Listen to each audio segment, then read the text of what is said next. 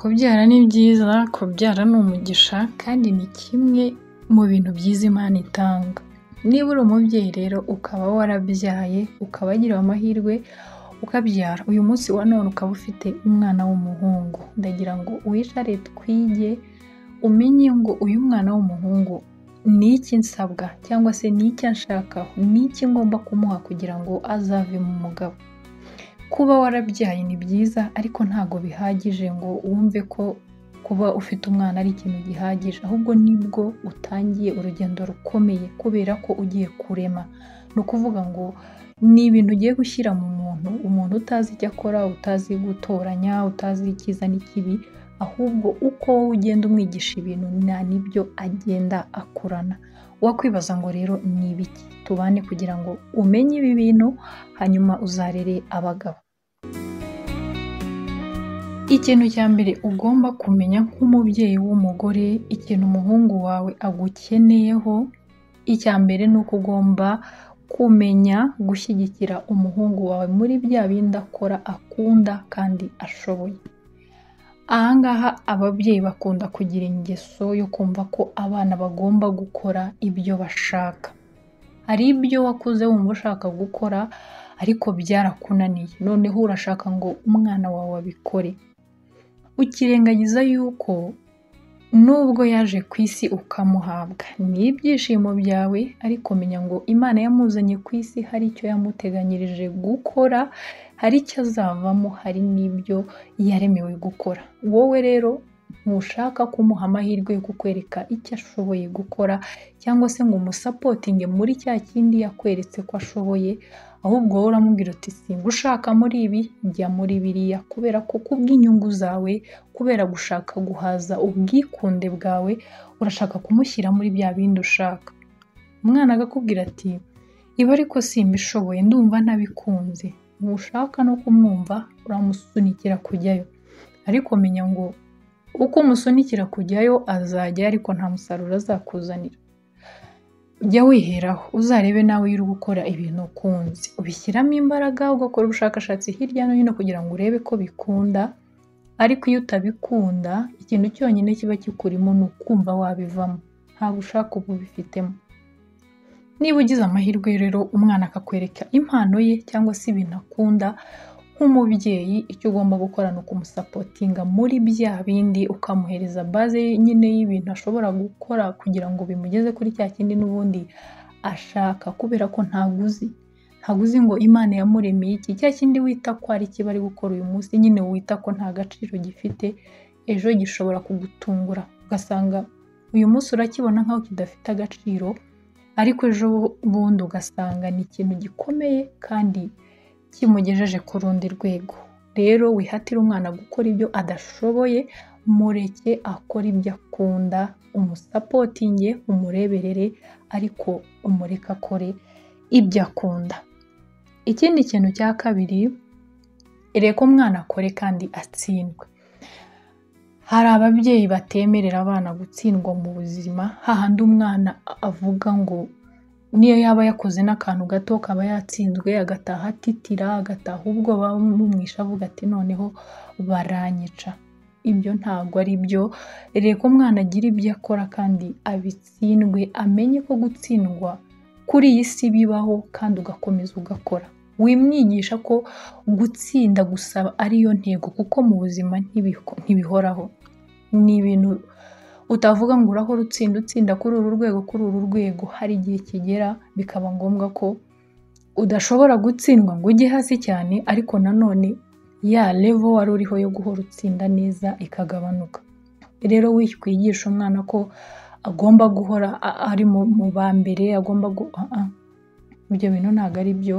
Umushyira kuri pressure y'ubuzima, ni ukuvuga ngo niba yatsinzwe mwicaze umubaze ati se byagenze gute, ni iki kikugoye, ni iki gituma utagitsinda neza, ese byagenze bite.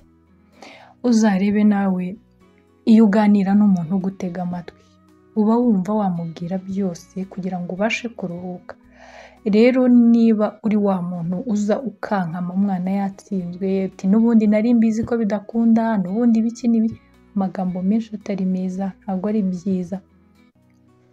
mwicaze muganire umubwira neza, akubonemo impuhwe, azagira umutima wo gufunguka no kukubwira ikibazo. Hanyuma nakubwira uzamenya aho uhera umufasha, uzamenya icyo ukora, umenye uburyo nyine wamufasha gukomeza gutsinda. Ariko nuza utontoma, ndagira ngo nkubwire ko ntacyo uzaba umufashije. Icyo uzamuremamo ni ubwoba no guhinduka icyigenge ndetse n'icyihebe, ahandi uzaba umutakariza icyizere cy'ubuzima. Niyo mpamvu rero mbere y'uko ukankamira umwana umubwira ibintu bibi, bityo rero bitume uba wa muntu uganiriza umwana utuje kugira ngo nawe abashe kukwisanzuraho. Ikindi kintu nanone ugomba kumenya cya gatatu, ugomba gutuma umwana wawe w'umuhungu yumva ko iwabo ariho hantu hibanze hari uburuhukiro bwe, cyangwa se ari hantu aruhukira, ku buryo niyo yaba yagiye azajya ahakumbura. Ibi ntibivuze ko mu rugo hazaburamo utubazo na tumwe nyine tw'ubuzima, cyangwa se bishobora no kubaho ko udashobora kumvikana wenda n'uwo muri kumwe.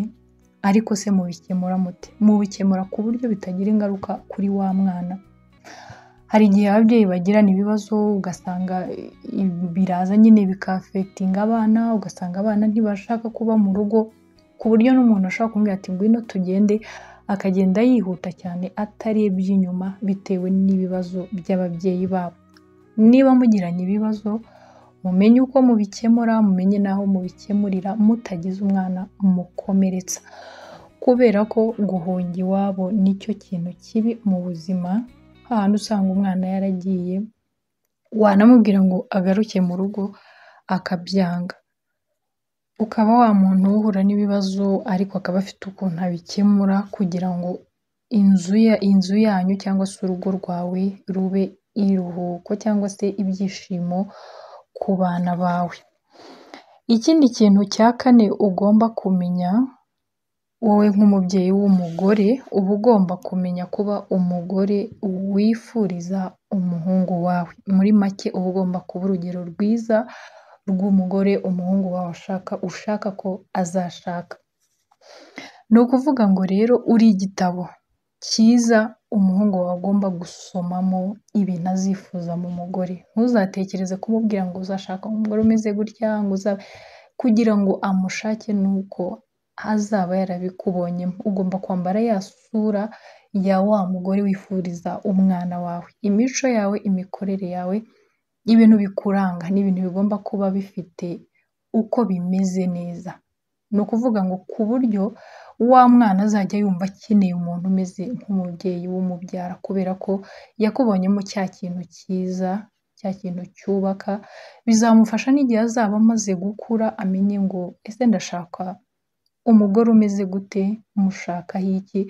Ibyo byose azaba abifite kubera ko yabonye urugero rwiza, wamubereye icyapa cyiza asomamo ibintu byiza bigenda bimufasha mu buzima bwa buri munsi. Ibyo rero ntibizamugora no mu guhitamo, kubera ko azaba ahitamo ibyazi ndetse n'ibintu yamenyereye. Ntabwo azaba nka wa wundi wakuze atazi ngo umubyeyi we yamubwiye iki, nta kintu cyiza yabonye mu mubyeyi, kubera ko aba afite ibintu byinshi muri we bitamuha umwanya wo gutekereza no kumenya icyo ashaka. Ni hahandi uzasanga nyine mu guhitamo bigorana, rimwe na rimwe agahitamo wa muntu umugoye mu buzima ndetse badashobora kubana. Ariko wa mwana wakuze akunzwe, wa mwana wakuze yerekwa ibintu byiza, no mu guhitamo amenya guhitamo, kubera ko amenya guhitamo icyiza kuruta uko yahitamo ikibi. Ariko wa wundi wakuze atazi uko bimeze, wakuranye agahinda, ibikomere by'ababyeyi, ni ukuri akenshi uhora usanga ari ba bana bakunze n'ubundi gusitaragoringa mu buzima busanzwe. Ugasanga iyo akuze nta rukundo rw'umubyeyi, iyo akuze ntawe umwitaho, nyine ari wa mwana wirwanaho. Ariko n'ubundi ugasanga no mu gukura kwe no muri ya mahitamo ye yahisemo nabi, cyangwa se yagiye ahura n'ibindi mu buzima bimugoye, kubera ko ntawe yari afite abwira. Ibintu byose yabikoraga bimuturutseho cyangwa se yihaye igitekerezo. Ubwo rero niba ushaka ko umwana w'umuhungu azavamo umugabo, jya ukora ibi bintu nkubwiye. Ikindi kintu nanone ugomba kumenya, ugomba kugira indangagaciro na kirazira. Ibi ni byo bintu biranga umuntu wa nyawe. Imyitwarire yawe, ibikorwa byawe bigomba kuba bifite intego. Mu byo ukora bikaba ari bya bintu bifite isomo bisigira umwana kandi akaba ari isomo ryiza. Kuko umwana kwa kundi mumarana igihe kinini, ni ukuvuga ngo ya mico niyo afata. Bya bindi ukunda gukora, ya magambo ukunda gukoresha, umwana arabikurana. Niyo mpamvu rero ugomba kumubera urugero rwiza rwo kugendera muri wa murongo mwiza bitewe n'ibyo uri gukora. Making sure rero ko ibintu uri gukora uyu munsi ari ibintu bizagirira umumaro wa muhungu wawe. Ese ni ibintu bimuha isomo ry'ubuzima azakomeza kugenderamo? Ese ni ibintu bimwubaka cyangwa uriho uramusenya? Waramubyaye nibyo, ariko no kumwubaka ni wowe ugomba kubigiramo uruhare. Ya baze y'ubuzima, bya bindi azakurana, ni wowe uzabimuha. Nutatangira kubimuhereza akiri hasi, bizakugora cyane igihe azaba amaze kuba mukuru. Hari igihe umwana aba mukuru, ugasanga nyine umubyeyi aramuvuga ati umwana yarananiye, yigize gutya na gutya, ntashaka ibi n'ibi. Nyamara ntumenye ko kuba umwana yarabaye gutyo, uruhare runini cyane rwaturutse kuri wowe. Ugasanga wowe waramubyaye wumva ko bihagije, wigira muri gahunda zawe, nyamara ntumenye ko ari cyo gihe yari agukeneye cyane kuruta ikindi gihe cyose wari umutwite. Ni byiza rero kumenya ngo umwana umwigishe ko ibi bagomba kubikora, ibi badakwiye kubikora, kugira ngo akurane za ndangagaciro za kimuntu. Uyu mwana rero kugira ngo akure muri izi ngeso nziza, kugira ngo azakure avamo umuntu muzima, ibi byose bihera kuri wowe. Niyo yakura akaba yahinduka wenda bitewe na sosiyete abantu babamo, ariko bya bindi yakuze abona, ya magambo wakuze umubwira, azajya agenda amugarura mu buryo bumwe cyangwa ubundi. Hari igihe azajya ajya gutandukira, ajye gukora wenda nk'ibintu bibi, yumve ijwi rimugarura kubera ko yahoze aryumva. Rya jwi rimubuza gukora ibi, bimubwira ngo kora ibi, hari igihe rigaruka mu matwi, rikaba ryamugarura rikamubuza gukora ibibi udahari, mutari kumwe. Ariko kubera ko wamwigishije ko bya bintu ari bibi, umwereka ingaruka zabyo, bigenda rero bimugarura mu murongo muzima. Niyo mpamvu na Bibiliya ivuga ngo igisha umwana inzira agomba kunyuramo, azarinda asaza atarayivamo. Ni ukuvuga ngo bya bindi yakuze abona, bya bindi wamwigishije akiri muto, azabikurana. Kugira ngo bigende bimuvemo birangire ntibishoboka. Ariko nutegereza kumwigisha yamaze kuba mukuru, bizakugora. Kubera ko hari ibyo yamaze kwakira, hari ibyo amaze kumenyera, kugira ngo uzabimukuremo rero biragoye cyane. Iga rero kumwigisha indangagaciro na kirazira, kugira ngo azavemo umuntu w'umumaro ukomeye, ufitiye abandi akamaro, kandi nawe ubwe yifitiye akamaro. Ibi ni byo naguteguriye uyu munsi ugomba gukora nk'umubyeyi, ukicara ukabikora utitaye kuri situwasiyo urimo uyu munsi wa none, ahubwo ukabikorera inyungu z'umuhungu wawe, kugira ngo mu buzima bwe buri imbere bizagende neza. Ikindi kintu ntakwibagirwa kukubwira wakora nanone, jya wigisha umwana wawe kwigira, gukora utuntu duto na duto, tumwe na tumwe, ureke kumwereka ko ibintu byose agomba kubihabwa, ahubwo umwigishe no kumenya kugira utuntu akora, kugira ngo akure azi neza ko agomba kubaho adategereje ko abantu bamuhereza.